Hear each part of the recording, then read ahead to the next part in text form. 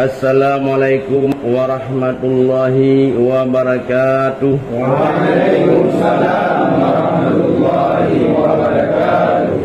Sehubungan dengan viralnya video kekerasan yang terjadi di daerah kami, maka dengan ini saya selaku Sekjen Yayasan Pendidikan Islam Darussahadah Aceh Pusat ingin mengklarifikasikan kepada seluruh masyarakat tentang sikap dari pihak yayasan.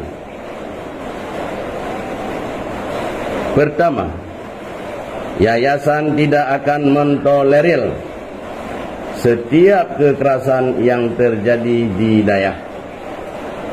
Dua, yayasan akan menindak tegas para pelaku atau pelanggar yang telah mencoreng nama baik Darussahadah.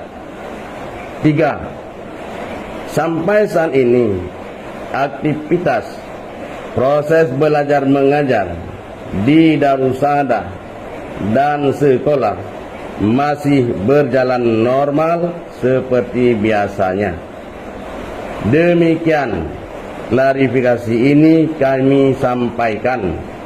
Semoga menjadi bahan pertimbangan bagi semua pihak. Akhirul kalam, wallahul muwaffiq ila aqwamit thariq. Wassalamualaikum warahmatullahi wabarakatuh. Waalaikumsalam.